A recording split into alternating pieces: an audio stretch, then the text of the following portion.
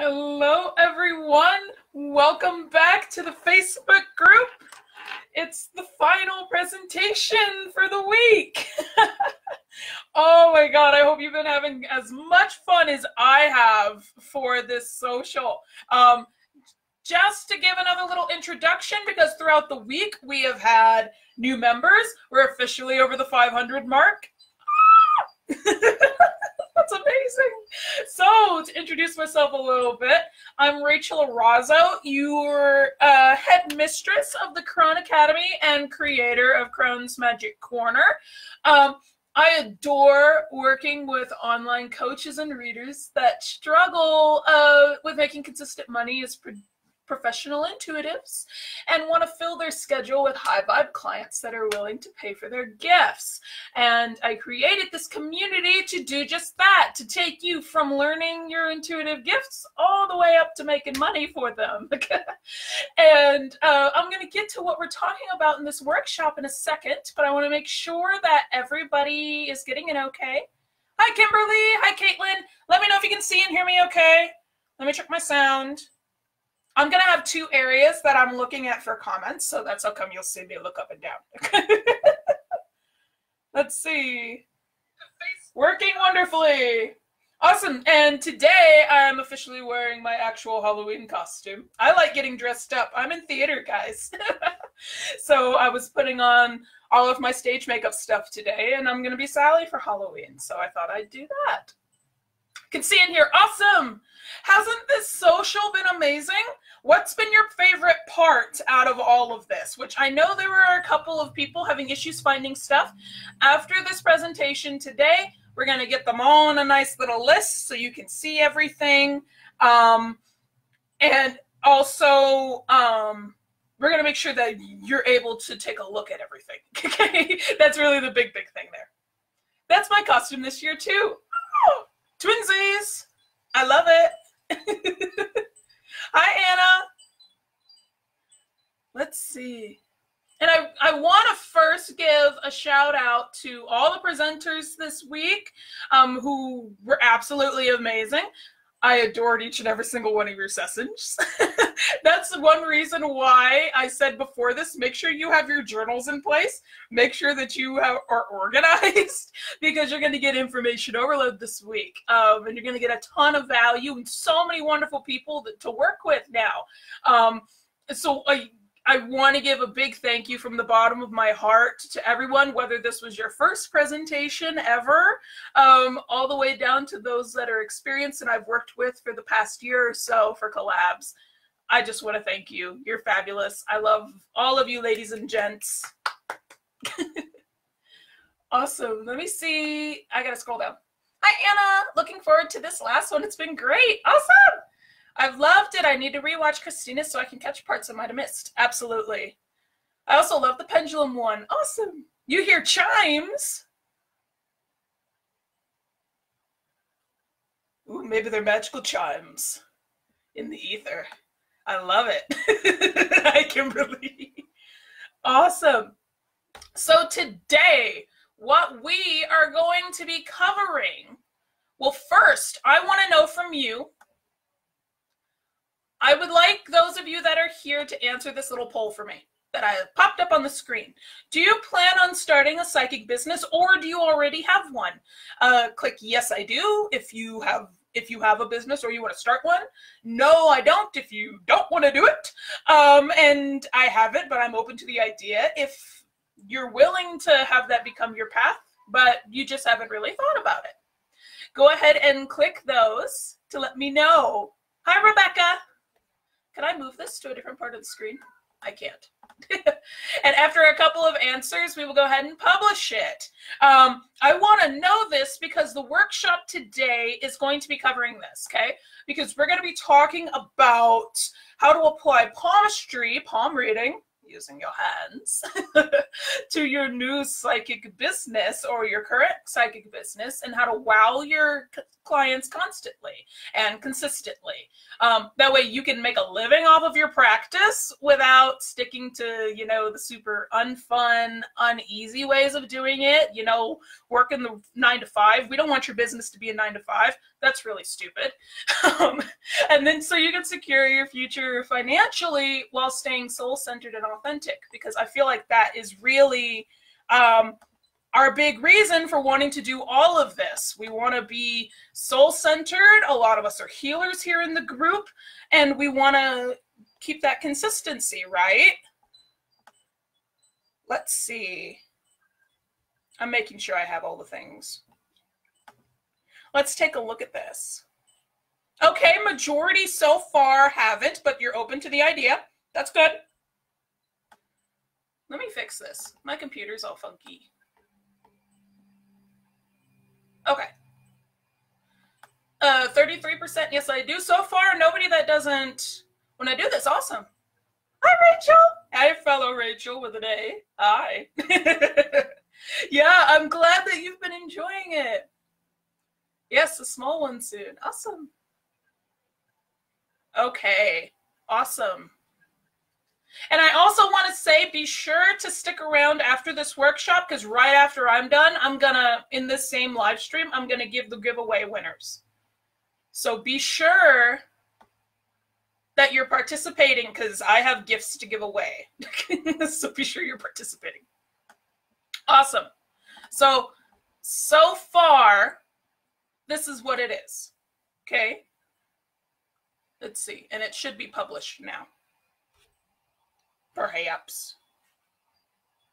Okay, so majority of you haven't, but you're open to the idea, or you currently have a business and you're looking to expand it. Okay. Which of these scares you the most? New poll. I want to know which of these scares you the most. Okay.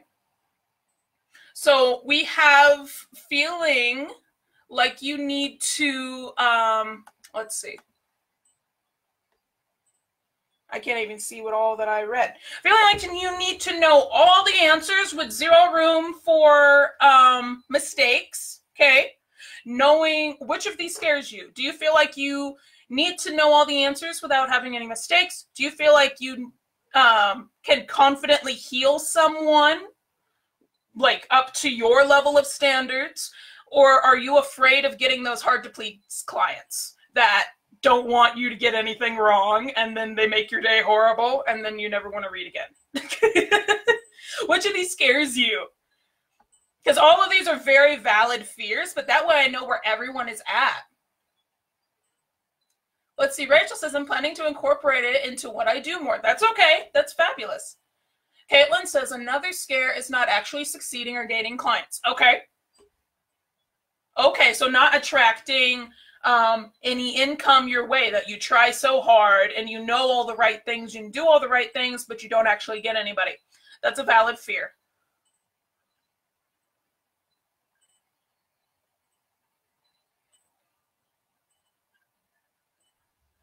Okay, just going to give it another couple seconds. Right now, it seems the majority is getting those hard-to-please clients, which is good. I'm glad you're in this workshop then, because I'm going to teach you how to deal with those kind of people, the people that you can't even tap into.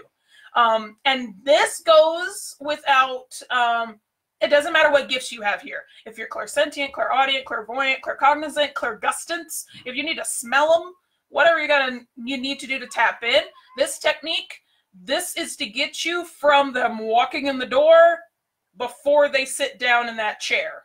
Okay, so if you have the person coming into your house, this needs to be in person, okay?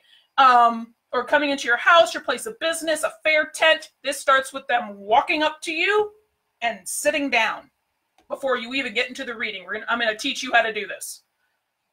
I can't do it on the poll on my iPad. I feel like I want to get everything right and possible I know. Okay. That's valid. That's very valid. Okay, and we're going to publish these. Okay, so when it comes to these, like I said, they're very real fears. More than one person has them. I hope that it gave you some kind of comfort that there's more than one, there's at least one more person in this group that feels this way that you do. It makes it feel like you're not so crazy. Because we're all tuned and tapped and turned on. But if we don't know what in the hell's going on, it's very normal. Oh, thank you, Tanya. I like my Sally outfit too. very much. So a big part of this goes with how comfortable you are in the first place. Like, just to give a little background. When I first started tarot, it was super fantastic, okay? I was in college. A few of you know the story. My roommate Izzy chucked the Enchanted World Tarot at my face and said, "Here you go, you can have it." And that's where it all started. And when I first started learning, all the insights were pouring in. Everything was fantastic. And I finally understood what the hell intuitive reading was and what it was like. And then that tuned in, tapped in, turned on feeling hit a roadblock. It slammed me in the face. And it sucked because the reason the roadblock hit was because how busy my life was. And at the time, I was trying to work with clients. I was doing, when I first started, I still have the blog on Tumblr. And every once in a while, I would put up a post saying, "Hey, send me readings," because I wanted to get actual client practice. And even if they sent me anonymous messages, so I couldn't see anything about them, didn't know anything about them, not their birthday, not their favorite color, not their name, who their boyfriend is, none of that kind of mess. I didn't know jack. Just send me the situation. And that's how I learned to tap in. And then when I first started getting paid clients, those of you that are business owners and are on the hotlines, you're going to be like, why in the world did you start there? Because I started on Bitline. That was my first hotline. And on there, the clients are not very kind. They are very much freebie seekers for their stuff. They don't like paying you. They like doing chargebacks. And they don't like you being wrong in the slightest. And doing readings in person, it became very similar. So between all my classes, and I was a theater major, hence why I like doing the hands, and I like enunciating and projecting. So between rehearsals and paying my rent, running a work study, I was working in, at first, the scene shop. So I'm a carpenter, I'm a metal worker, I've worked on a lathe, I've done all that kind of stuff, and then moved to the costume shop so I can do all that stuff too. Between that and then running shows, I'm a director and a stage manager and a costume designer, scene designer. I did everything. Between all that and trying to have some kind of social life, trying to get my weight under control, going to Zumba twice a week, and then having a boyfriend, my now husband moved in with me while I was still in college. So all that in between, plus trying to do readings for other people, you know, sitting in the student union building with a deck of cards saying, "Hey, free reading," so I could get the practice, and all these snippy uppity college students are being assholes. It was hard, feeling like I was doing anything right. Does anybody relate? Give me hearts or likes if you can relate to this. Let's see. Hi, Kat. Yay! I'm glad you made it, Melanie. Rachel says, "I helped my mom with that." I don't remember what hotline. Oh, yeah. The hotlines, they're the best for making quick money, but Bitwine is not the best place to start. That one is if, like, you know, you have a couple of months under your belt and you can handle people a little bit better. I threw myself in with the sharks. Caitlin, "Oh, I miss college," right? Got free food. Caitlin says, "Not really. Your life sounds kind of like mine." Yeah, it's kind of busy. And it's just like, my problem was I didn't have my cards always with me. I'd be doing my daily draw in the middle of women in drama or in the middle of performance art and risking them, you know, getting set on fire. Because, like, those of you that are friends with me, if you go back through my theater photo album, there's a video of one of my fellow students. He was actually a student director that I worked with, literally setting his clothes on fire and blowing fire because he was a fire eater. So there was a risk of my cards getting in the middle of that, which was nuts. And then, you know, just trying to get everything together. And I discovered, you know, detachable hands. Why don't I just use palms? Because then I can use my hands and I can read what's happening for me that day, my daily draw, so to speak. anywhere, anytime. I can be sitting on the toilet and doing my draw. I can use my natural ability to heal others because I am Reiki certified, Reiki 1 and 2. I can use them, especially with touch and having people in person. And I can track my progress towards my goals without having, you know, any issues. It made it so much easier, whereas sometimes cards can tell us, you're in the right direction, keep going, keep going. I can literally see on my hand how much farther I gotta go, so, you know? So a palm reading really helped. And I discovered that all of a person's mind, if you want a snapshot of how someone is in real life, what they're currently going through at this exact moment, today, I just need to see their hand. It became very easy for me if someone were to give me the soulmate question, like, are we soulmates? Are we twin flames? Give me your hand. I can tell you in 2 seconds, because there's a mark for it. And it made it very secondhand. It just became a whim, very intuitive for me, that immediately I didn't need to pull out my cards, just give me your hand and I can tell you now. And I discovered, because I've always loved body language. Those of you that have been in the group for a while, especially if you did the Costume Your Cards workshop with me, I talked about body angles because it all needs to happen with staging. Someone has more power on stage. We need to work in triangles in order to keep the eye going, especially if you work in a round theater where there's seating on all sides and there's no back wall. You need to pay attention to your angles. So coming from that and directing and needing to pay attention to that, going into palmistry and having a serious love for Lie to Me, that TV show that was on Netflix for a while. I don't know if it's still there. Where the dude, literally, that was his job, is to pay attention to people's body language. I realized that it goes in with palmistry. And that's how I can read someone's mind before they even sit in my chair. And I can know if this is going to be a difficult to deal with person. Now, this is really going to help you if you are very detail oriented. If you can spot little details, like super, super easy, and you have a very quick calculating brain. A lot of you who are healers can do this very easily. And a lot of you who are air signs can definitely do this very easily. And water signs, empaths, you're wonderful with this. So you're really going to benefit from this workshop because it'll play to your strengths. Not saying those of us that don't have those traits, like I'm an earth hand. I'm earth all the way. I'm double Taurus. I don't have a lot of air in my chart. I have one air sign. That doesn't mean that you can't use it. It just means that it may take you a little bit more processing time. But this is going to really help you judge that first impression and be able to wow your clients, like I said, before you can sit down. And it's so much easier.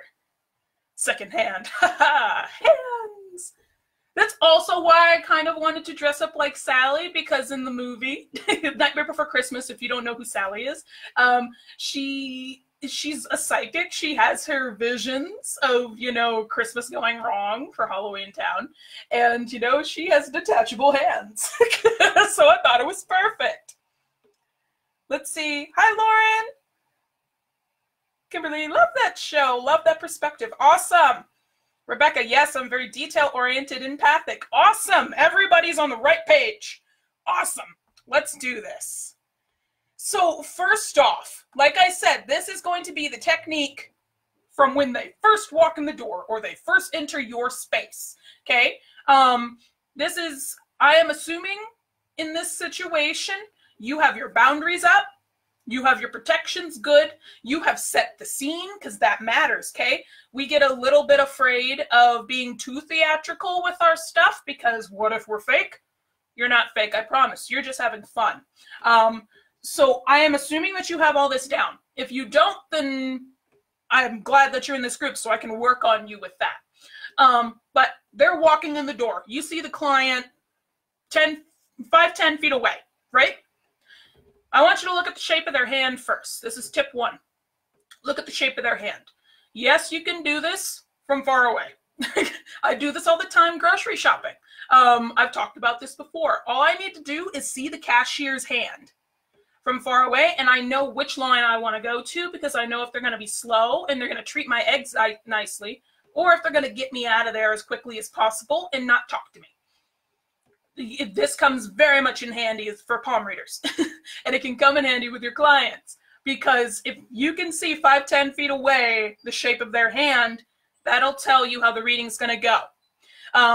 Think of it like keywords in this sense. Base it off of the 4 elements. The shape of your hand, yes, different parts of the hand can change. Like we can separate the palm from the fingers, okay, and it can make all kinds of funky shapes, but keep it all as a whole unit for the moment, okay? Those of you that are going to be taking the Intuitive Palms program with me, which I'll talk about, we're going to break it down a lot more minutely, but just look for the general shape at first. So if they have oblong palms, if they are really funky shaped, if their thumb, if their this section of their hand is all out, if it's like trapezoidish, if it's not a square palm, okay, they have an oblong palm, and it means that they're very changeable in nature.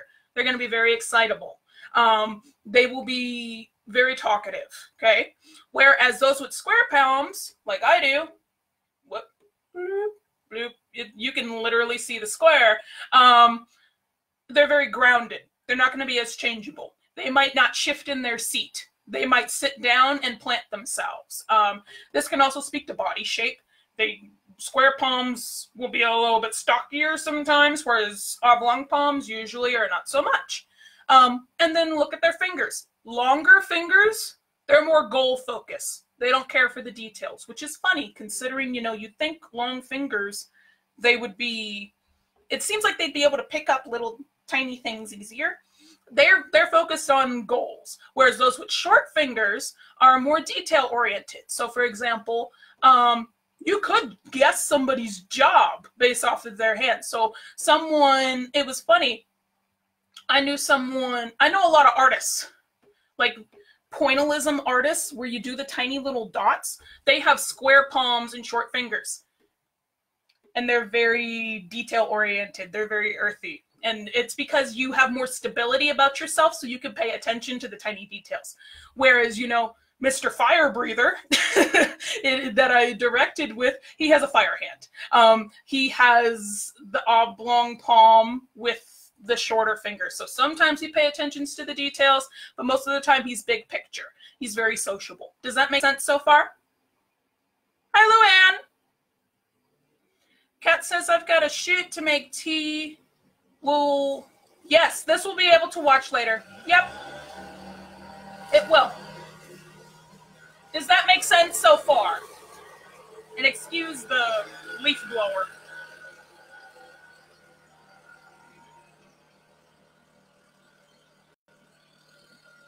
We're good? I'm going to assume we're good. If you have questions, go ahead and pop them below. But that's your first tip. You need to pay attention to the shape of their hand. You can see them far away. Yay, Deb's here. So next. Awesome, I'm getting hearts. Awesome. We need to pay attention to their hand placement too, okay? So how a client shows his hands and places them speaks to their current confidence level. Think of it, when I think of this kind of thing, back in 2008, I was a part of a big program. We went to Japan, and then in 2012, we went to China. And a part of Eastern culture is you never show the soles of your feet, okay? Because they stay as far away from the feet as possible. So a lot of the time they tuck it under. They like small feet that aren't very seen, hence the foot binding, stuff like that. Think of it like this.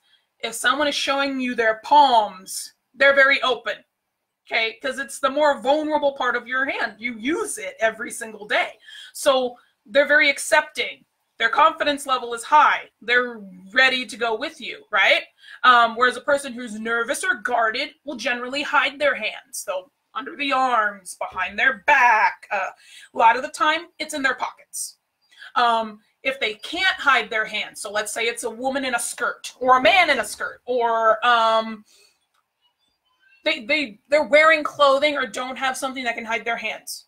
They'll keep them very close to the body and usually in fists. They don't want you to see their palms because that's vulnerability, right? So pay attention to that. And again, you can see this from a distance when they're walking up, okay? And so now, because we've done it from when they first walk in the door, you've noticed their hand shape. You're noticing how they're placing their hands, okay? So now they're a little bit closer. They're like 5 feet away that you can notice this. That's okay, Maya. Treat your heart well. I'm glad that you were at the doctor.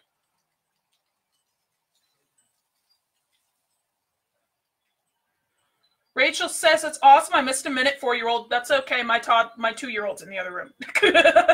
But oblong trapezoidal changeable. Exactly. Hi, Philippa. Hi, Jackie. I'm glad you're here. Kimberly says, people have commented on my long fingers all my life, but I think I'm detail-oriented. I made my art the way that you described when I was young, but worked to shake it off the OCD tendencies. And that's okay. When I say long, like, fingers could be considered long because I've done a palm reading for you, Kimberly. Yours are actually medium. So you can be somewhere in the middle. When I say long, you're in the master class with me. Go look at the long post where I was collecting people's hands for the program and look at Emily's fingers. Okay, look at Emily's fingers because she is like that. I might still have the picture on my phone for another example for it.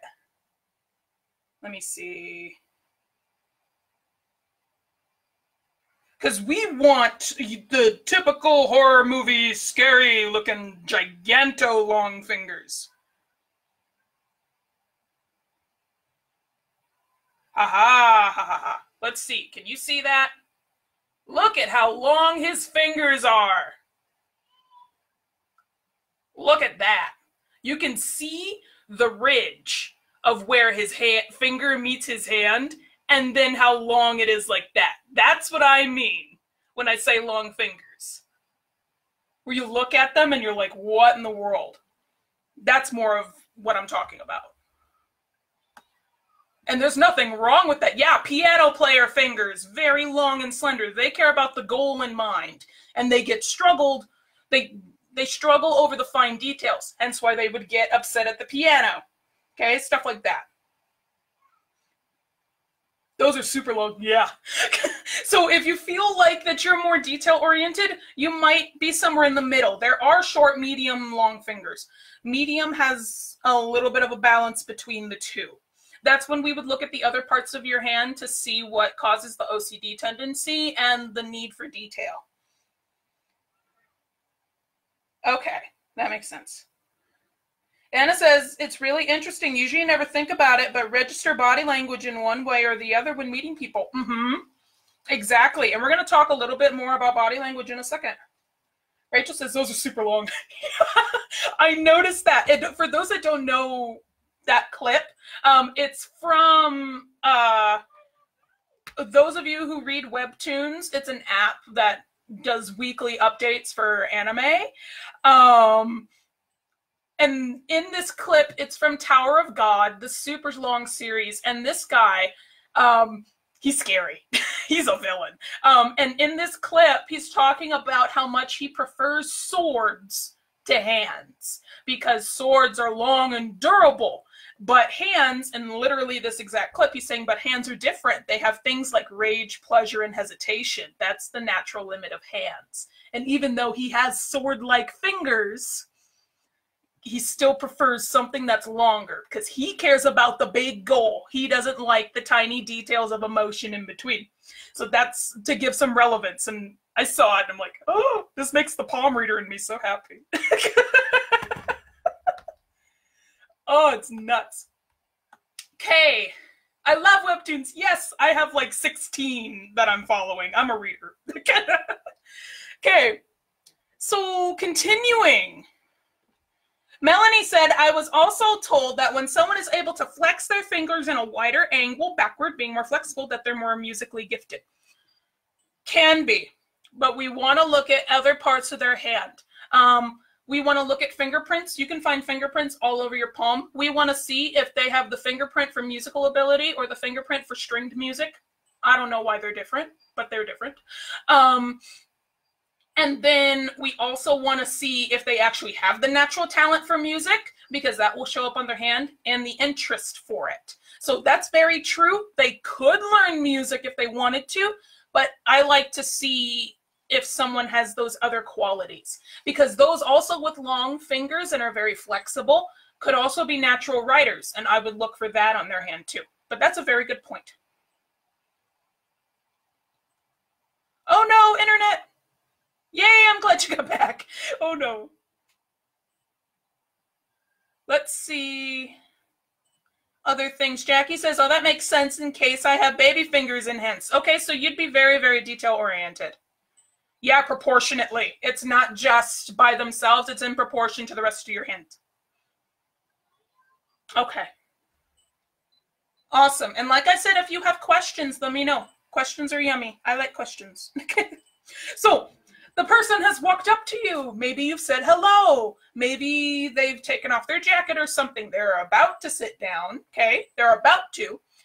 You reach for their hand for a handshake. It's only polite. Okay. Depending on the culture, you might clasp like this, you know. This is when you really pay attention, okay? And all of this stuff happens in like 5 seconds. So this is why I said that detail-oriented side of you is gonna love this. So the kind of handshake is going to determine the confidence level of the client at that exact moment. This may not be overall. You'll see when they sit down if it's overall, or you notice the other body language.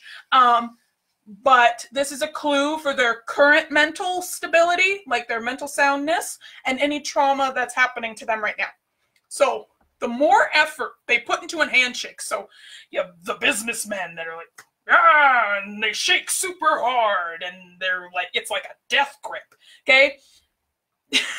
They, of course, want to assert their dominance, even if they're smiling. The more booming they are, the more confident they are. Obviously, they want to exert that, because this is a very intimate thing, is giving someone a handshake, okay?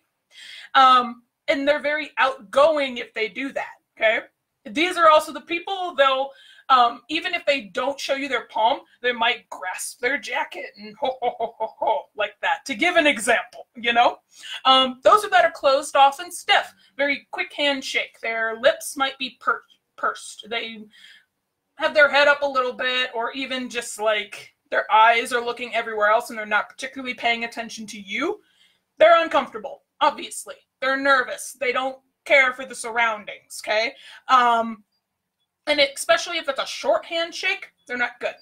Now, while I was doing this, I was thinking, what popped into my head was the gentleman who does Deal or No Deal, who fist bumps, okay? Because that's a thing. Some people don't want handshakes. They might want high fives. They might, like I said, go like this. They might, the fist bumps like he does, okay?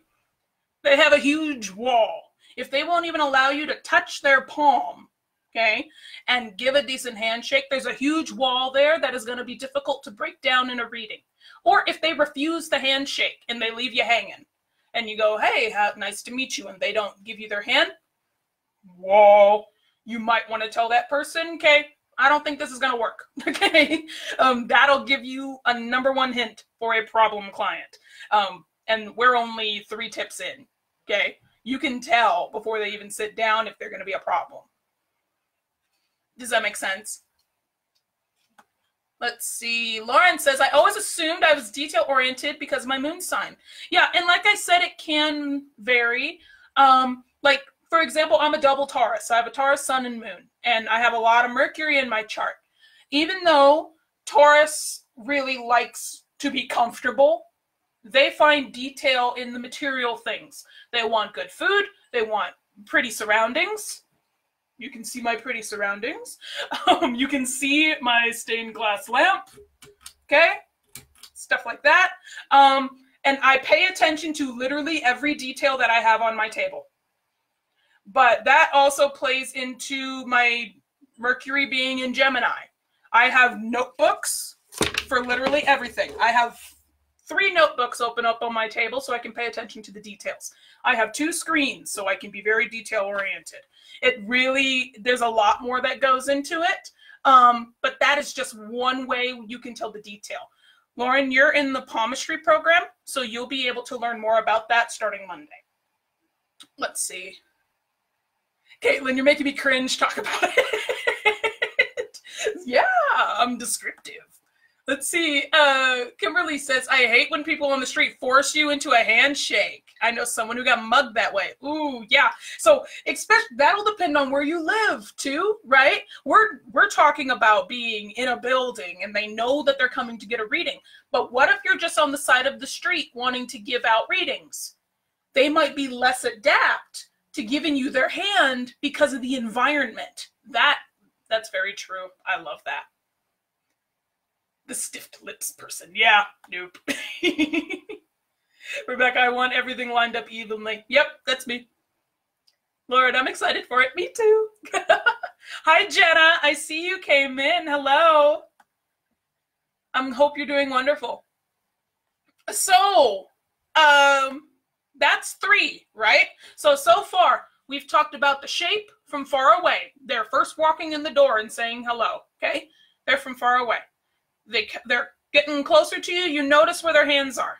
And now you're noticing how they greet you with their hands. They have a handshake, okay? Hi, Kathy. Okay, now they're closer. In mid-handshake, you can see this, okay? Or even maybe they're halfway sitting down in the chair, okay? Or they're gripping it. You notice the treatment that they put on their hands. Okay, this goes a little bit into my chakra work because I'm wonderful with the chakras.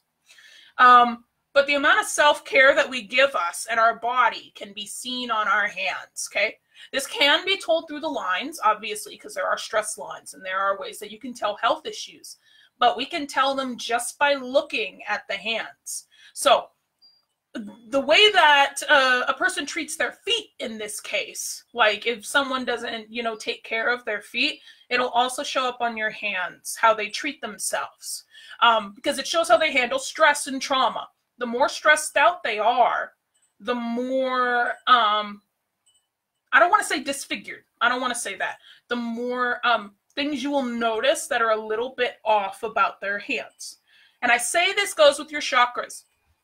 Because if someone has a very blocked root chakra, whether it's excessive energy or deficient energy, they're not going to treat their body very well because that's your basis for survival. Think of your body like a cup, okay? If the cup is not taken care of, it's going to get dusty. It might get cracks in it. It might be carelessly dropped. It might have chips. It might not be clean, things like that. Notice the treatment of their hands, okay? Bitten nails, peeled skin, and I put that in there, not in the sense of like, all their skin is peeling, even though it can be that way for like sunburn. I'm thinking of someone with anxiety.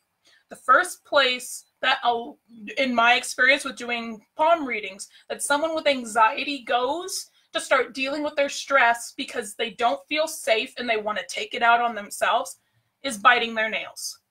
Or me, like 100% honesty here. I don't bite my nails. I'll mess with my cuticles. I'll mess them up. And it's just a habit that's happened for years. And a lot of the times we dismiss it as a habit. But the more stressed out someone is, usually the more bitten or the more messed up and peeled that their skin around their nails are, okay? Someone who has dirty hands. There's a difference between, someone who works in construction or works with dirt, like a gardener, and they have dirt under their nails, or someone who shows up to an appointment with a palm reader, shakes their hand, and their hand is dirty. That means they don't care. Okay, it's common decency. And especially if it leaves residue on your hand, this is why as a palm reader, I like to have handy wipes nearby or hand sanitizer. Clean your hands before I even touch your hands because I don't know where your hands have been. And if you notice a lot of dirt is coming off, Good sign that they don't take care of the rest of their body very well. They let it go dirty for very long, or they don't care very much about their appearance. And you can pair it with everything else, right? Now, the difference in dirtiness does matter. Let's say you have a woman come in and she has markers or charcoal all over her hands. Maybe she just got done. She's an artist and she just wasn't thinking, and she's like, oh no, I'm sorry, let me go clean my hands. There's a difference between that and, you know, someone who just lays a big old, like, dirt-covered, mud-covered hand on your table. There's a difference with that, you know.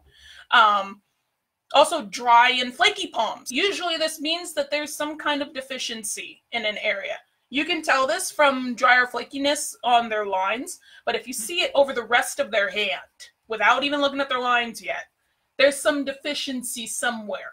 Their skin isn't doing well, it's cracking and it's drying out, so they're coming apart at the seams in some kind of way, you know? And usually all of these are indications of poor self-care, poor self-esteem, and a lack of confidence. Because it will start wearing on your body, literally, when you don't care for yourself. Let's see. Lots of comments. Hang on. Hi, Jenna. Hi. Rachel, 100. Yeah. Kathy, ooh, and intriguing. And the lines change. I used to see a palm reader annually and they change. Trippy. Yeah, your hands change every day. Every day. So as an accomplished palm reader, you want to track your hands daily. Rachel, so freaking true. My husband's cuticles are awful. Yeah, it's an anxiety thing. It's an anxiety thing. Rebecca says, oh yes. Kimberly says, my hands used to have paint stains on them. And yeah, and sometimes you can't help the dirt. But it's funny, stains and like marker ink and stuff that takes a little bit longer to go away, where it lands can sometimes impact a palm reading. Sometimes it can. Hi, Marissa. Rachel says, mine is nails, but also somewhat around the cuticles. Yeah, you imagine shaking someone's hand like that. Just, Anna says, I can absolutely relate to the biting nails or messing with their fingers. I was married to one. Drove me nuts hearing him bite off his nails. My nails are a mess right now, but it has to do with my work. Yeah, there's a difference there. Like, you can tell the difference between bitten nails and, like, them breaking, okay? Like, my husband, he bites his nails. I can't stand it, but he bites them super, super short. I bite my cuticles, and now my daughter, I'm noticing I need to stop it because she doesn't even have anxiety. She's 2, and she's sitting over there biting her nails. I'm like, no, let mommy have your hands so I can clip them and make them look nice. Right?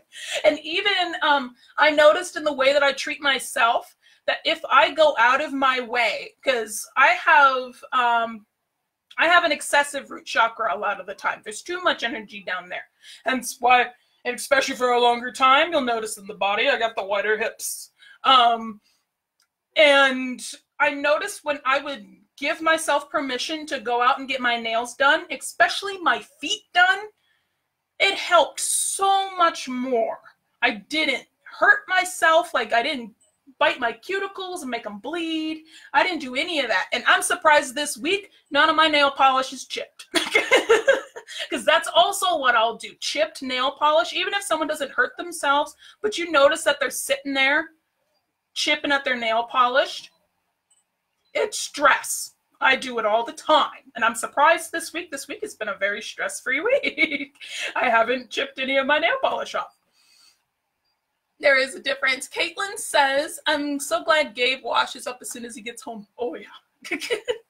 Kimberly says, feels naphtha is best for getting off art materials. Maybe good to have on hand. On hand. I'm laughing at that. Ooh, honey. Jenna says her husband tears his nails off. Ooh, I'm getting the mummification vibes. Where they would move the nails and they replace it with gold. That's what I'm thinking. Caitlin says, I bit my nails for 25 years. I randomly stopped about a month ago. I don't know why, I just stopped. Probably for the last 25 years, you were having issues with your root chakra. And you have been working on your spiritual self a lot, and your root corresponds with your crown, You probably opened up here, all that excessive energy. You're nice and free-flowing, and you stop hurting yourself. Very easy. And it's funny, now a lot of you, probably everybody here, is going to walk away and go watch a movie or something that has, and you're going to notice their hands, or even like an animated movie. Watch their hands and what they do with them and the detail that they put into the hands. So like, for example, even when I was still going through like the beginning stages of palm reading, I watched Black Swan. I love Black Swan. It's one of my favorite movies. But there's a scene where she notices a hangnail, and instead of cutting it, she starts pulling it, and it rips the skin all the way up to there, and she's screaming. I'm like, ooh, not on your fingers. And it shows the instability of what those fingers mean. It shows the instability of what she's doing, and then she looks back, and it's fine. Or even my husband and I just watched Gerald's Game, the Stephen King movie adaptation. It's on Netflix. It's very good. But her hand, she gloves herself at one moment. And it's not putting on a glove, because Gerald's Game, this woman, it's a psychological thing. This woman is handcuffed to a bed the whole time. One woman show, pretty much. She's wonderful. And in order to get out of the handcuffs, she cuts her hand, and the skin. Woo, I'm sitting there watching it, and I'm like, the palm reading on that. The skin grafts afterward. That would be something to read. Oh my God.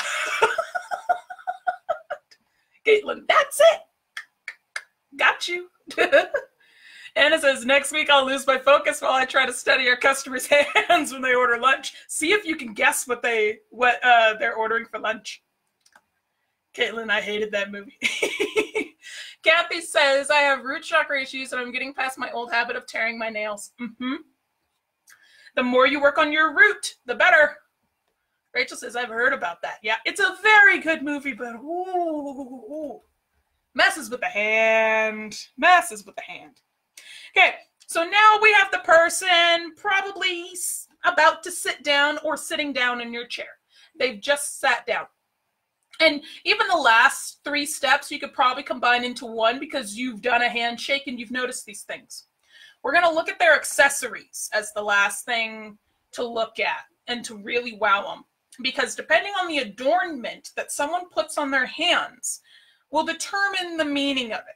Now, you've seen those clickbait articles that are like, if you put a ring on this finger, it means that you'll get more energy in this area, which you can do with crystals and stuff, but it's really not like that. It's really more, it's a lot trickier, because one person's injury, okay, or something that they didn't cause for themselves, or even a birthmark, can be another person's accessory. And there's a reason for this, okay? So, for example, those of you that are in the Tangled Root Tarot Den, I talked to you a little bit about this yesterday, because I talked about palmistry a bit. I've got crooked pinkies, naturally. They're like that. And talking about pinkies, if it'll zoom, my dear, zoom. Well, you can kind of see it here. I've got natural discoloration on my non-dominant hand with my pinky. Okay? So this would technically be an accessory. I didn't cause this. I've had this since I was born, and my grandmother would constantly rub it, and it would drive me nuts. And my mom has crooked pinkies like I do. Okay? So, but it does mean something. It's something to notice. Okay? Same thing with a person's flexibility. Now, there's a difference here, and you've got to be careful about passing judgment, because someone may have an injury, whereas another person in the same area on their hand, it could be something that just happened to them and they didn't do it themselves, okay? So I mentioned the nail polish chipping.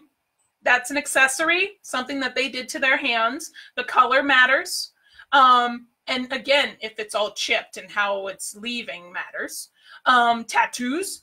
There are people who get tattoos on the opposite side of their hand, and there are some who do it right on their palm. You can still do a palm reading with it, but it's not really ideal because it blocks lines, okay? And it's a lot of trauma to happen to your hand that then corresponds with the rest of your body. But the tattoos that they put and where they put them do matter. Bracelets matter because people think that you only care about the palm in a palm reading. Nope, we care about what happens from here up to here. So anything on their wrist does matter, and how tight it looks, if it's pinching any skin, how comfortable it is, how loose it is, stuff like that. Nail length. The length of your nails, that shows how comfortable you are with stretching yourself. And if you notice a bunch of long nails and one that's been broken to be shorter, there's an issue there. Like they've overextended themselves, literally, to cause their nails are breaking. And other methods like that of willingly changing your hands really do matter. I like to give the example of the composer and pianist Robert Schumann, how he wanted his hands to reach across the entire piano. And he already had big hands, but he wanted to stretch it even more. So he purposely split the tendon between his middle finger and his ring finger on both hands. And if you look up the kind of piano he used, like no joke, look up the piano he used, it has rings on it so that one finger could be suspended while he played and it would stretch the tendon. And he purposely deformed his hands so that he thought would play better. Okay? Turned out he couldn't play at all after a while because he messed up his hands so bad. But that is something of purposely changing your hands. That's an example of an accessory versus, maybe someone actually injured that. Maybe they're in a situation where it got cut, or maybe something stabbed them here, something broke here, and it messed up the tendon. There's a difference between the two, and that'll read as someone dealing with something that's happened to them, or someone who doesn't care for their body enough to purposely inflict that kind of thing. Does that make sense? Let's see. Kimberly says, my middle fingers are crooked. Ooh, that matters. My pointers are tilted. That matters. Rachel says, I've got a scar on my pinky from when I was young. My dad accidentally broke a glass and I had to get stitches. Ooh, yeah. So that would be something that would happen to you that would impact a reading, but it's you dealing with what happened, not so much you doing it to yourself. Like, I've got a scar right there. If it was up on my hand, it would impact a reading for me because this is my dominant arm. And nothing's ever been wrong with this arm, always happening with this side. But a crowbar, because like I said, I used to work in the scene shop. We were fixing the wood that was on the table saw. And the guy that I was working with, he was pushing up with the crowbar while I was pushing down on the other side, and it snapped, and it hit my arm. So that would impact a reading if someone were to read from my hand all the way up. But if you're just reading the hand from fingertips to wrist, it doesn't impact anything. Anna says, I have crooked pinkies too. Woo, woo. Crooked pinky squad. So my middle fingers, but not as much. Kathy, ouch. Yeah. Yeah. All the ouch. Yeah. And you see what I mean, though, with the difference between purposely inflicting stuff and stuff not being so inflicted. So when it comes to all these, I've literally given you the steps from when they first walk in the door to when they sit down on the kind of person you're dealing with. And to them, it feels like you're reading their mind, which some of it you can intuitively feel. As soon as they walk in the door, you might be like me and get the chakra punch right to the heart, like, ooh, they're not good in their heart. Something's off. Or you might be able to pick up something from your guides or your angels from them. But this gives you a little bit extra that helps you tap in without even knowing their name, without knowing their favorite color, without doing any work on your part. You know how the client is going to be. And at any time, based on how they treat themselves and based on how they display their hands to you, that'll determine how successful the reading will be and whether or not you need to ask them to leave early or whether or not it'll actually go very well and there'll be equal energy exchange. Does that make sense? Do you understand that whole process? Genesis, I've got the long fingernails with a couple broken. That means overextended, taking on too much. Also, it depends on where they broke and what caused the breaking, like what you were doing. It's on the non-palm side. What's on the non-palm side? Did you get a tattoo, Rachel? Caitlin says, I'd like to know the significance of my crooked fingers. Well, which way are they bending? Because you said you have a middle finger that's bending. Lauren says, I need to find out how my scars plays into it. I have a scar from a 2nd-degree burn that goes from just about my wrist to my elbow. Yeah, so that'll affect your travel if it's up in here. That'll affect your travel. So, like, more prone to breakdowns, planes being delayed. And also matters which hand. If it's your dominant or your non-dominant hand, it'll matter. Towards the middle finger. I have both pointers pointed toward the middle finger. So you play by the rules determines on how comfortable you are when it comes to your finances. So let me reword that so it makes more sense. Rules. Jupiter, Zeus, rules, king of the gods. Okay, that's your pointer finger.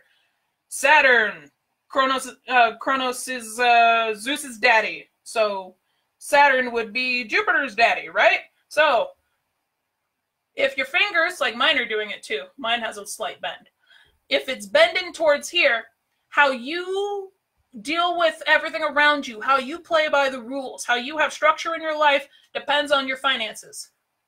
Depends on how normal you feel your life is on both hands. And that is going to carry throughout your entire life because it's on both hands. Middle fingers bend toward pinkies. Ooh. Ooh. So your stability then and your money, Kimberly, like your income, will be determined based on your creative outlet, specifically with communication and writing. Not so much drawing, but it can still be impacted because this finger's drawing.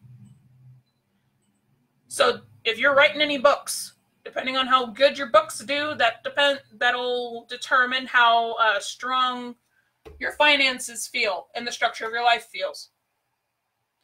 Wendy sees we'll have to watch replay. That's okay.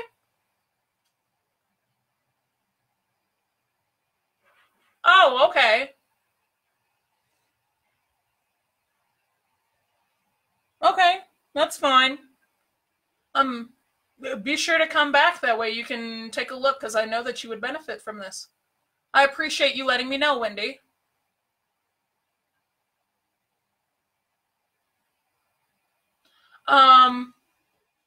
Caitlin says, yep, everything now makes sense. Good. Let's see. Deb says, I severely injured my pinky on my dominant hand. It is straight, but I have a scar that goes from the palm side to the top side between my pinky and ring finger. So, right here. And a scar on the side of my hand from a pin that went to the bone to pin it back together where it broke. Okay, so scar that goes up right here, right? So it might be harder for you to do anything with communication, Deb. It might be hard for you to stand out or feel like you're safe about communicating things. So most likely, without seeing your hand, I would guess that your headline is long because you like to think through things a long, long time before you reach out and communicate because you needed that stability. So always in your current moment, you're going to feel unstable with communicating anything or writing anything down. But on your non-dominant hand, not so much. You're more strong there. Yes. Awesome. Yeah, don't miss it, Lynn. We're talking about all kinds of stuff. And I'm sorry that happened to you. That really freaking sucks. Yeah, and it's not something that you can work past that block. It would just mean that you would need a lot of throat chakra work, which also everybody that's having issues with their stability, you would need to work a lot on your root in order to get past that natural block on your hands. You are so on point. Awesome. Yeah, see what I mean about palmistry? It is so on point. There's no ifs, ands, or buts. It makes me so happy. Let's see. Rebecca says non-dominant hand pointer bending towards the middle. Okay, so same thing as Caitlin. Your structure and your rules depends on how your financial situation is. I know you like to do, you're a nomad. So, and same thing with Caitlin. You might like to be that kind of person that wants to travel a lot and wants to move around. You don't like being stuck in one spot. So you need strength from your finances in order to continue being your nomad. And if you don't have any strength from that, then you have a problem. That explains why you can't move around. Jackie says, my pinkies are slightly bent away from my fingers on both sides. Okay, so then how you communicate has nothing to do with what happens with the rest of your life. It likes being its own independent thing. Okay? Think of it this way. If a finger is bending towards something, it needs support. It needs like more beams to hold it up. Whereas if it's going away from something, then it doesn't need support at all. It's going off doing its own thing. Kimberly said, I broke off the tip of my left ring finger by slamming it in a door when I was young. You can't really tell unless comparing length to the other hand. Or notice that the nail is more square rather than rectangle like the others. Doesn't matter since you likely wouldn't notice. It would be something more subtle. Especially if it's on a non-dominant hand, which I believe you're right-handed, if I'm remembering correctly. It's been a minute since I've looked at your hand. Absolutely, I can real quick, Jenna. But let me know if it's on your dominant or non-dominant hand, Kimberly. Yeah, good way to think of this. Think of your Greek gods, which I also go over this in the deity workshop that I put up there. I put a couple of resources up there in the description for you. I put the workbook for today so you can see all the signs I was talking about. I have the free palmistry workshop for finding which deity is calling you, and that's the one that I really go into what each finger represents. And I've got a link to my intuitive palms course that I'll talk about in a second.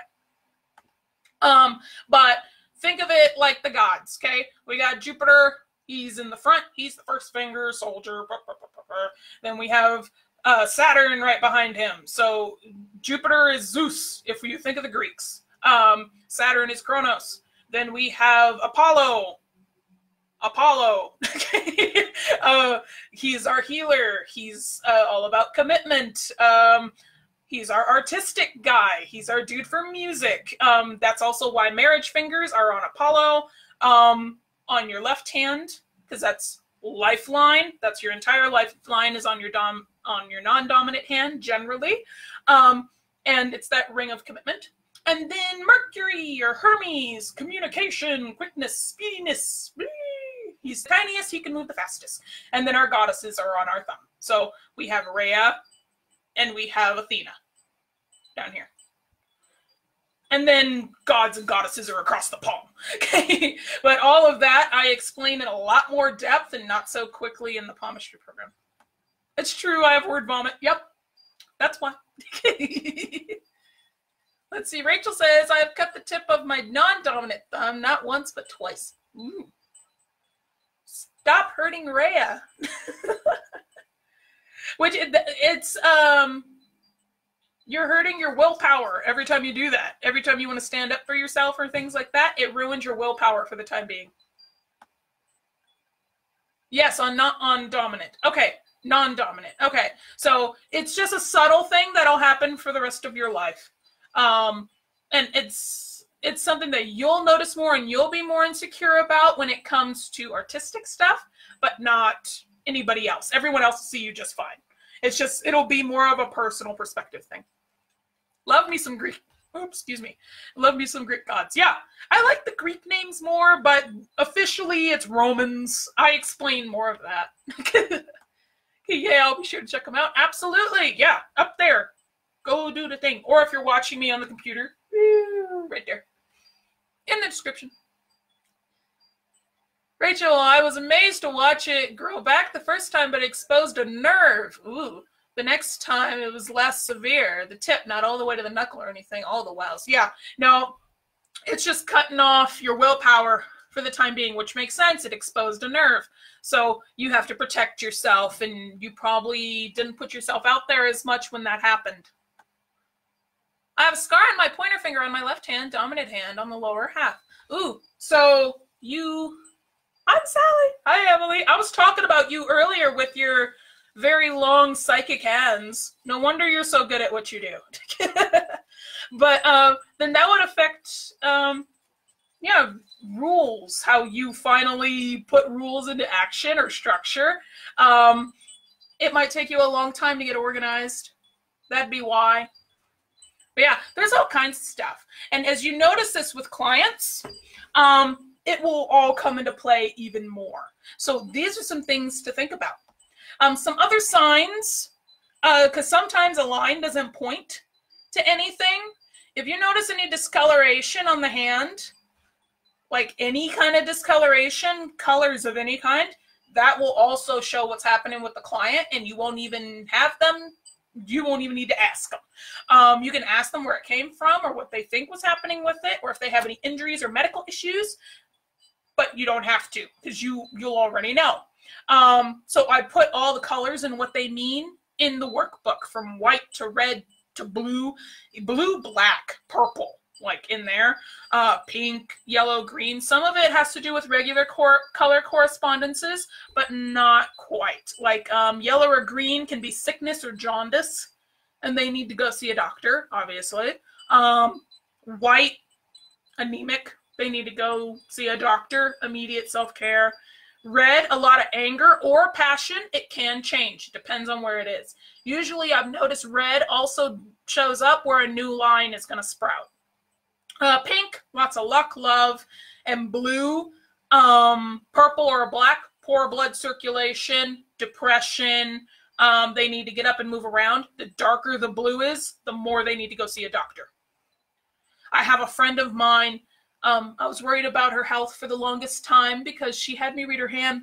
She had a big old black spot right down here, right in the middle. I was like, "You okay, honey?" It worried me for a good time. It started to fade. I'm glad. Let me see. I love the look. Thank you. Yeah, you've got literally the name of your hands are psychic hands, Emily. They're wonderful. Does new lines come about in your life? Yeah, absolutely. You get new lines every single day.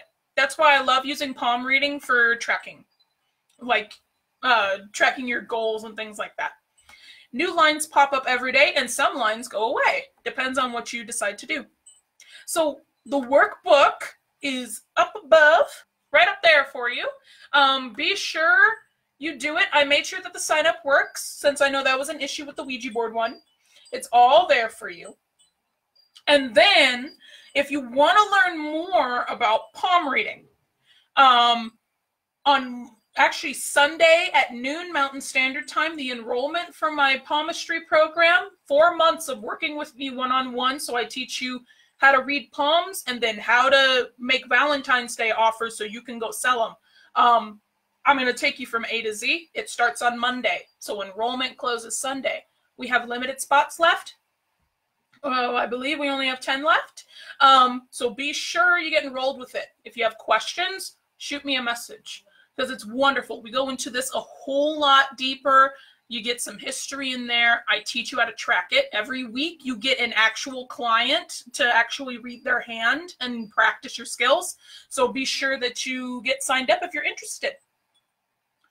And then, does anyone have any questions? Because if not, I will get started with who will be winning the giveaway prizes.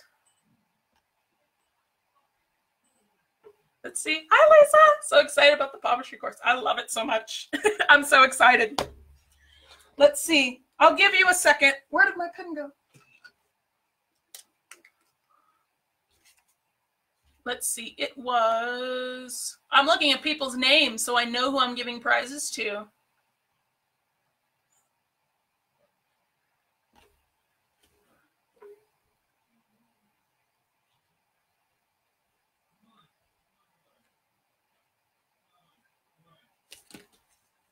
Anybody have questions? Why do I keep getting these cuts? Let me scroll up a bit with your cuts. Hang on. Kenneth says, I keep getting annoying little cuts on the pad of my index finger on the dominant hand. Makes everything harder. You've got issues with your structure then.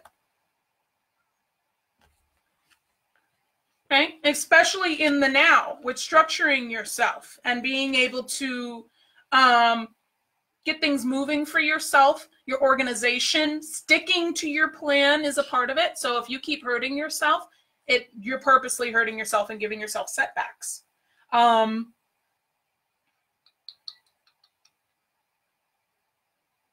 me see.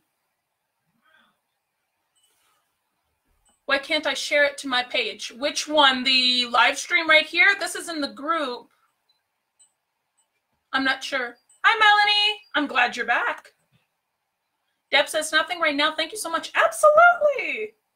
Yeah, be sure to go back and look at the replay. I would love for you to be able to go back and ask me questions. Seriously. And be sure that you're asking the presenters questions as well. Okay, there it is.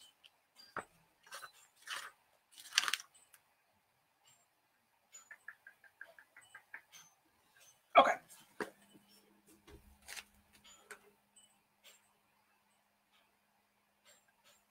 Let me see. Yes. Okay. Yeah, it's in the group, but don't worry. After this, those of you that grabbed the workbook for this specific workshop, the live stream will be uploaded into that.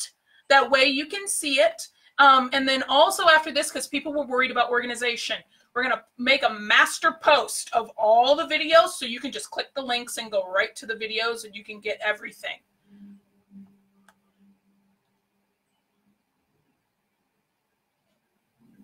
Can't do your poll though. Yeah, the polls are old. That's okay though. I know that you have a intuitive business with your soaps. Anna says, it's been so interesting stuff coming now. I'm really happy I'm in the Palmistry next week. I love it. Oh, also watch the part I lost due to my connection. Definitely do. Let's see. April says, hello. I'm glad that you came in. I love master lists. Yeah, it's going to make it so much easier for organization for everybody. I'm going to make it easy for you. No worries. Let's see. Let me make sure I can actually do this. Okay. All right. My soaps are saying, stop grinding me up and putting me back together already. You're not clairvoyant. You're clairsoaping. Bad joke, but that's okay. So I want to thank you for coming to all of the workshops. We do have a giveaway for this. These are the things that are up for grabs. And every presenter that has given a gift has also chosen who the gifts will go to. I will put you in the group. Well, actually, I'm going to tag you, everybody who won here in this live stream, and where you go to go redeem it. So we have a past life or mediumship reading with Lisa that's up for grabs. We have a 30-minute witchy coaching session with Susie Zern. Well, first, Lisa did the mediumship workshop. Let me say who did what workshop. Susie did the candle wax reading workshop with that wonderful bowl. I love the demonstration. There's an intuitive I Ching reading with Denise Anderson. She did the I Ching workshop. There's the Give the Most Epic Tarot Readings for Halloween workshop with Christina Quick, who talked about the past life with Lenormand. A Manifesting Your Shamanic Dream Work and Working with Plant Spirits PDF book. A Karmic Ancestral Issues reading with a complimentary 30-minute session via Zoom. And a Decode Your Dreams reading with another complimentary session.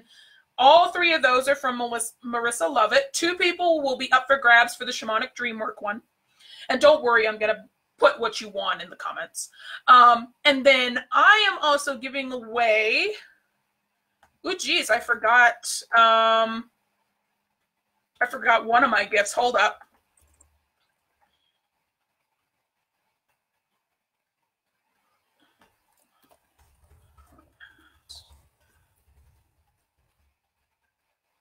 Okay.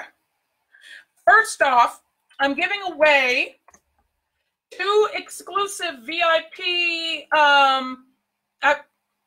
wait, is it 2? Yeah. 2-hour VIP sessions with me where we're going to make a 90-day psychic biz plan for you so you can start bringing in some money before the new year. Okay. And these are for people who participated the most across the entire event, whether you watched the replays or you didn't. I'm also giving away 2 48-hour passes to the Corona Academy. That way you can be in there and you can gobble up all the information. And also for referring the most people to the Corona Academy Facebook group and helping us get over our 500 member mark, I'm going to be giving away 2 brand new first ever Crone Academy merch, the certified Crone mugs that are pinned to the top of this group. So that's all the stuff that we're giving away here. So let's get to announcing. Let me check stuff here. You too, Emily. I hope you have a fabulous weekend. I hope all your little ones are wonderful. Thank you for all of this. Wonderful. I'm glad, Gemma. Maya says it's been an amazing week. Awesome. Melanie, actually, everybody, if you have been going through the live streams and you have been participating, you've been asking really great questions, giving value to the presenters, and you stood out as a favorite and their angels and their guides said to pick you, they've picked you. And I'm going to, so you've been entering every time that you participate in a live stream. So lots of stuff. Let's see. Yeah, you did, Maya. You won the 48 hours to the Corona Academy. Yeah, and that's how you became a member. So first, the person who won the past life or mediumship, you can choose between one of the two, past life or mediumship reading with Lisa, is, one moment. Oops. Is Maya. And if it's not tagging for you, there we go, it's tagging for me. Be sure that you tag them for me. Congrats, Maya. You got the past life or mediumship reading with Lisa. Be sure you message her to redeem it and to figure it out. Like figure out how you want to set it up. Let's see, I want to make sure it registers. Did it register?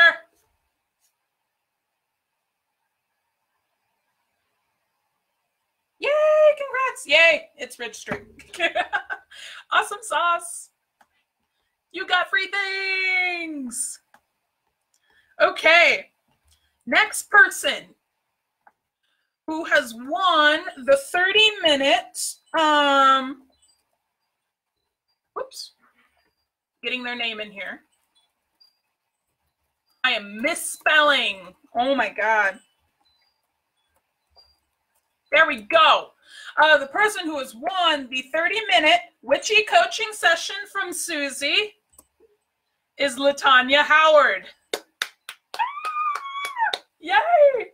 Be sure you contact Susie so that you can redeem your session, set up a time with her for you to meet.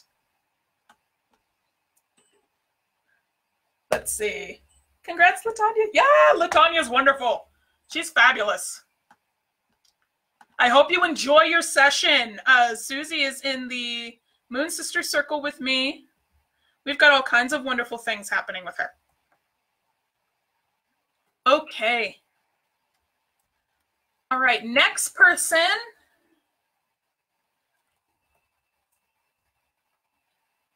The person who wins the 30-minute intuitive I Ching reading with Denise Anderson is Deb Buckley.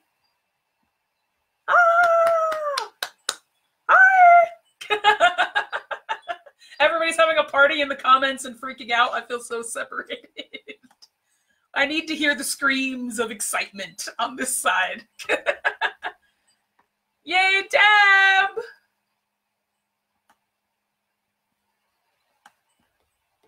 Wonderful. Making sure that it tags.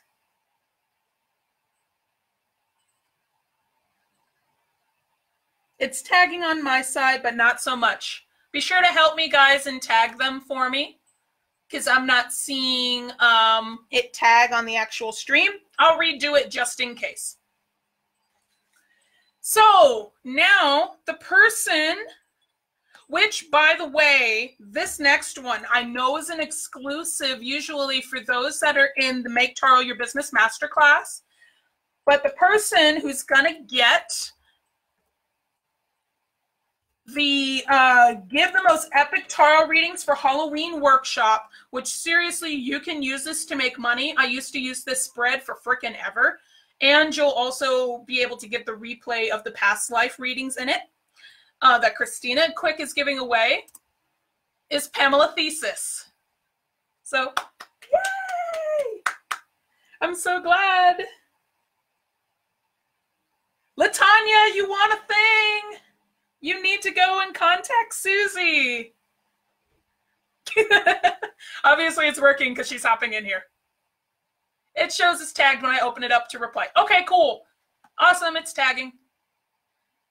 You want a thing, LaTanya? Go contact Susie. You got a 30-minute coaching session.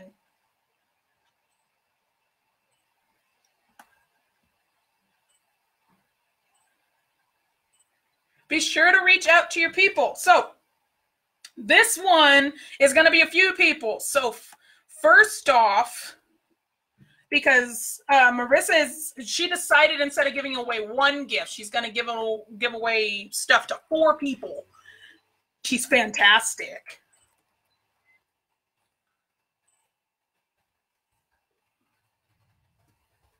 And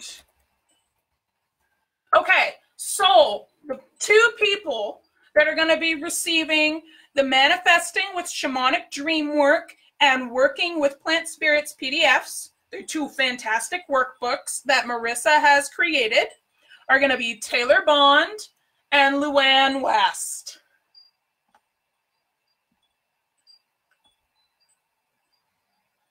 Awesome! Yay! Yay! I'm so excited! Everybody's so happy. I love it so much.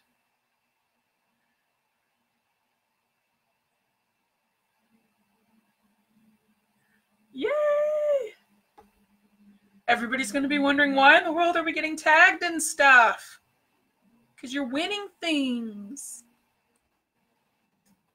Okay. Next one. Ooh, hold up.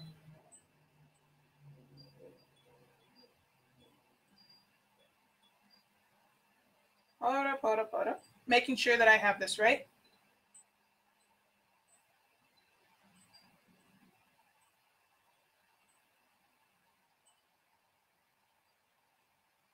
Okay. Woohoo! Yeah, I knew you'd be happy. So the next one is the Karmic and Ancestral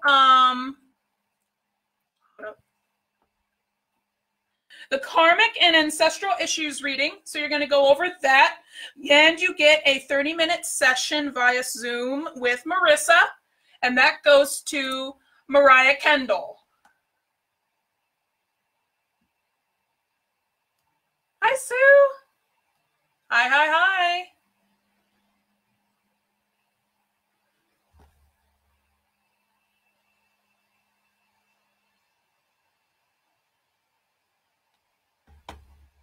Awesome.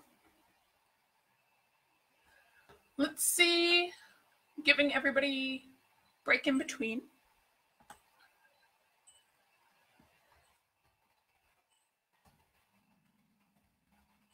Okay. And then the next person, let's see. You won a Decode Your Dreams reading, also with Marissa, and you'll also get a 30-minute session via Zoom to chat with her. And that one goes to Rebecca Marler.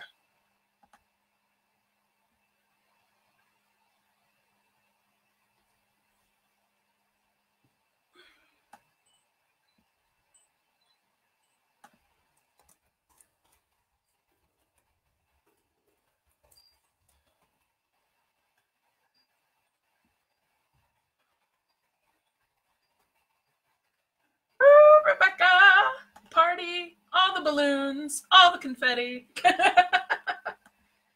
It's all awesome. Yay! Rebecca's jumping in her seat. So this one, I think I'm gonna do.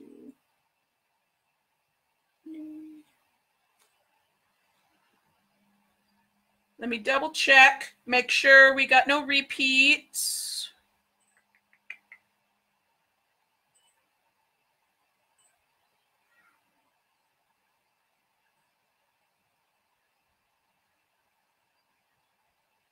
More congrats. Awesome, awesome, awesome. So the next one, let's double check.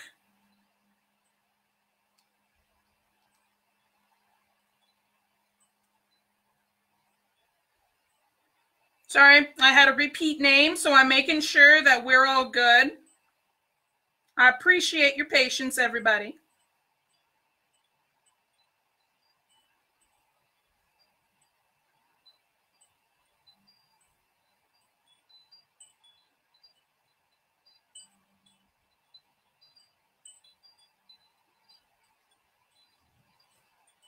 Because I want to make sure that, because the next ones are my gifts, I want to make sure that they go to people that I know will adore them.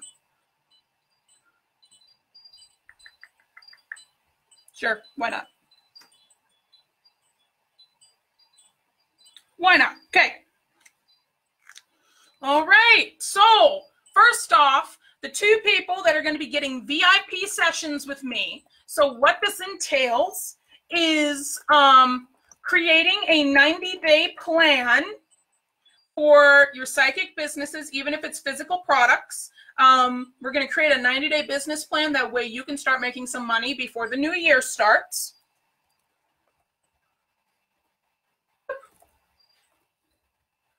Two people who have won that are Melanie Picardo and Rachel Paxson. So be sure, ladies, that you message me so we can schedule a time. These are going to be 2-hour sessions. We're going to meet over Zoom. Shoot me a message so we can set up a good time and I make sure we're 100% clear for you.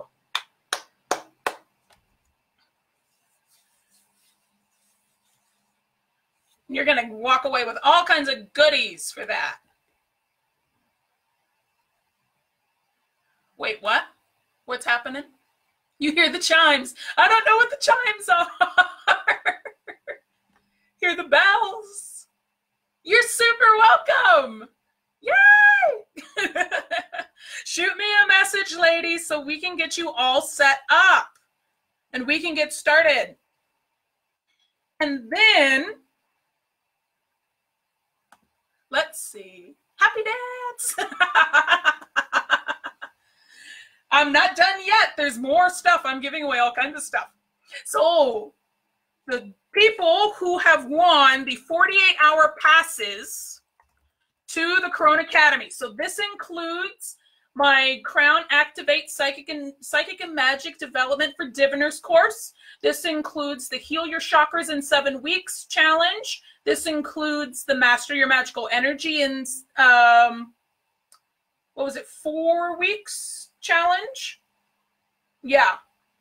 And it includes the Start Reading Tarot Intuitively course, along with any other juicy bonuses that go a part of the Corona Academy. So these two ladies will have 48 hours from the time that they redeem this to explore the entire academy, be in the Facebook group, get feedback on your posts and on your homework, everything like that. The two ladies that are getting this are Wendy Lindsay and Sue Holland.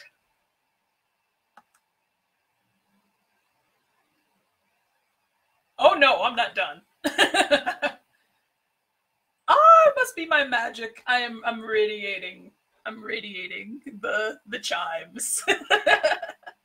So congratulations, ladies. You get that. Make sure that, yep, it did it okay.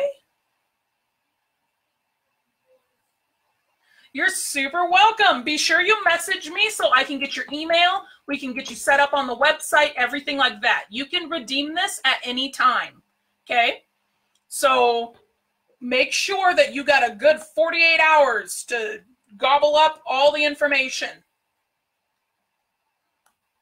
And then, of course, you can continue to have access if you decide to do it. Take a nap first. Yeah, when Maya got this, she made sure she had 2 days off of work. She probably got farther than any person who has ever had that pass before. Okay, and then last gifts. These are to the people who referred the most people to this group. So in the questions that you have to answer when you come in, if you just added people, it didn't count. They needed to answer all the questions. These people, the ones that they referred to the group, answered all the questions, okay? And they were perfect matches for the group. These are the people that participate so much and share it and are super inspired by this group. And, you know, got us past this 500 member hump, which is fantastic. You are going to be sent the first ever Crone Academy merch, the certified Crone mugs that you can see pinned to the top of the group right now. That picture with the holly and the mug that says certified Crone with a little witch hat on it. That is what you'll be receiving. I need you, when you find out that you've won these, to send me your address and all your mailing information so I can send it to you as a gift. So the two people who won this are Susie Zern and Caitlin Blumel. I'm sorry if I butchered your last name. I've known you forever and I butchered your last name. Absolutely. But ladies, shoot me messages so I can get you your mugs. They're 15 ounces. I don't have it in here, but that's like 2 cups of coffee or tea. I put my morning tea with my MCT oil in it. It's freaking huge. They're glossy. They're dishwasher safe and heat safe. They're really durable. They're wonderful. Yay! See, Caitlin was all worried she wasn't going to get anything. And message me individually to let me know. That's almost better than an IV drip of coffee. Yeah, and they're even good. I've made mug cakes in them. So sometimes you'll see me, those of you from Christina Quick's group, you know her little unicorn mugs. They're from the same place, only they have certified Crone on them. So now you will be certified Crones. And you have the first ever Crone Academy merch. You can buy them. Shoot me messages. The regular ones, let me give you exact prices for how much these are. You absolutely can buy them. They haven't been put up on the shop yet, but they can be. So the 12-ounce mug is $18. And the 15-ounce mug is $23. So if you would like to buy a mug, if you weren't gifted one, shoot me a message. I'll send you a link and we'll get it started. True, that does not include shipping, so we will calculate the shipping for you. That's a lot of tea. It is a lot of tea. Yeah, but those are all our winners. I will also make a master post of all the winners so everybody knows. Okay? And yeah, thank you all for coming. Does anyone have any questions? Just to repeat, all of the winners, please contact the people who gave you gifts. That way you can go ahead and redeem them, and you can set up your sessions. There will be a master post for all of the Samhain Social presentations, which I'm pretty sure we're going to make this an annual thing. You can expect another one next year. And then we will be doing a master post for everybody who has won something. That way we can keep track. Does anyone have questions? Right in time for winter, too. It's mug season. Absolutely. It was super fun. I like getting dressed up. I've got leftover candy corn. I meant that when I said nom nom nom on your candy corn. I've got some pumpkins. I'm allowed 4 a day, but I can have them. And then, if you want to continue working with me, especially if you really love the palmistry one today and you love my palmistry work, seriously, you've got 48 hours to hop over to the sign-up page and get in the last bit before the gates close on the Intuitive Palms program. We kick off with our first presentation on Monday at 10 a.m. So be sure that you hop in if you want to. You and your candy corn. Yes, and my candy corn. Maya says, I was about to say, I don't think candy corn is keto friendly. No, it's not. But I read the calories, and it says that because it's 30 grams and it counts 4 pieces as 1 serving size, I can have 4 a day. But I've had my carbs today, so I can't have any.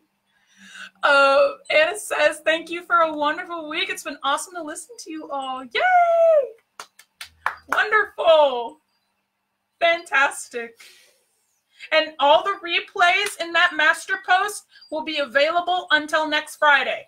Okay, then it can disappear from the group.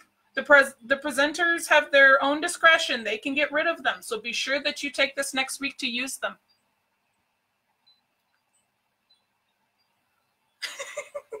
Maya. You're my keto buddy. This has been really awesome. Absolutely. There's all kinds of goodies for you all. And I told you guys when I asked you, what do you want to learn? I made sure I wanted to put together something for you all. So expect something like that to again pop up next year so you can all see it. Yeah, watch them all. Seriously. And let me know.